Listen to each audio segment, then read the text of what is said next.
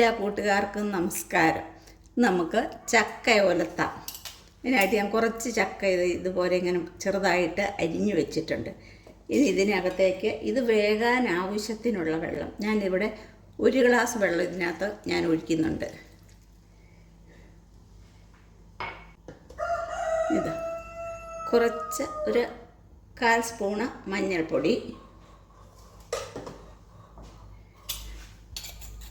ഇതിനാവശ്യത്തിനുള്ള ഉപ്പ്. ഇത് 1 സ്പൂൺ ഉപ്പ് ഞാൻ ഇതിനിട്ട് കൊടുക്കുകയാണിത്. 1 സ്പൂൺ ഉപ്പ്. ഇനി ഇതിലേക്ക് കുറച്ച് കറിവേപ്പില ഇത്ര ഇട്ട് കൊടുത്ത് ഇനി ഇത് അടുപ്പത്ത് വെച്ച് വേവിക്കാം. വേവാനായിട്ട് ഞാൻ അടുപ്പത്ത് വെച്ചു. ഇനി നമുക്കത് മൂടി വയ്ക്കാം. നമ്മുടെ ചക്ക വേകുന്ന സമയം കൊണ്ട് അത് ഒലത്താൻ വേണ്ടിയുള്ള സാധനങ്ങളാണിത്. ഞാനൊരു 10 ചെറിയ ഉള്ളി എടുത്തിട്ടുണ്ട്.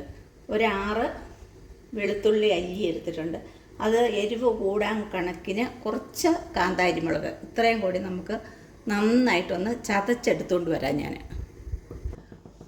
ഉള്ളിയും മുളകും ഒക്കെ കൂടെ ഇതൊക്കെ ഞാൻ അരകല്ലേ വെച്ചാണ് ചതച്ചെടുത്തത്, മിക്സിക്കകത്തിട്ടല്ല.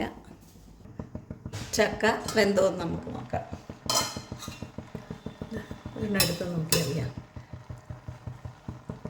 നന്നായിട്ടും വെന്തിട്ടുണ്ട്. ഇനി നമുക്ക് ഇതിന് ഒലത്താനായിട്ട് നമുക്കൊരു പാന് അടുപ്പത്ത് വെക്കാം. പാൻ അടുപ്പ് വെച്ചിട്ടുണ്ട്. ഇതിലൊക്കെ കുറച്ച് എണ്ണ ഒഴിച്ചു കൊടുക്കാം.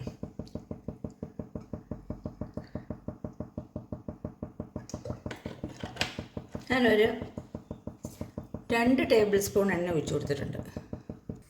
എണ്ണ ചൂടായി വന്നിട്ടുണ്ട്. ഇതിലേക്ക് 1 സ്പൂൺ കടുകാണ് ഇട്ട് കൊടുക്കുന്നത്.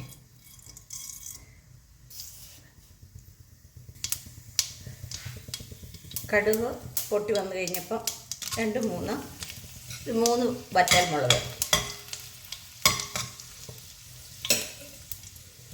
1 തണ്ട് കറിവേപ്പില,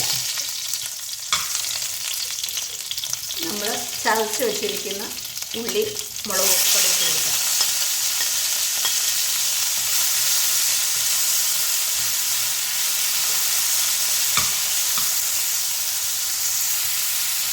ഉള്ളിയുടെയും വെളുത്തുള്ളിയുടെയും പച്ചമുളക് നമ്മൾ ചതച്ചതുണ്ട്. അതിൻ്റെ അപ്പോൾ ഒരു പച്ചമണം മാറി പയ്യെ എന്ന് കളർ മാറി ഒന്ന് വേവാൻ തുടങ്ങുന്ന സമയമാകുമ്പോൾ ഇപ്പോൾ ഏകദേശം ആയിട്ടുണ്ട്. കണ്ടോ, കളറൊക്കെ മാറി വന്നു, മുളകും വെന്തിട്ടുണ്ട്. ഈ സമയത്ത് നമുക്കിതിലേക്ക് വേവിച്ച് വെച്ചിരിക്കുന്ന ചക്ക ഇട്ട് കൊടുക്കാം.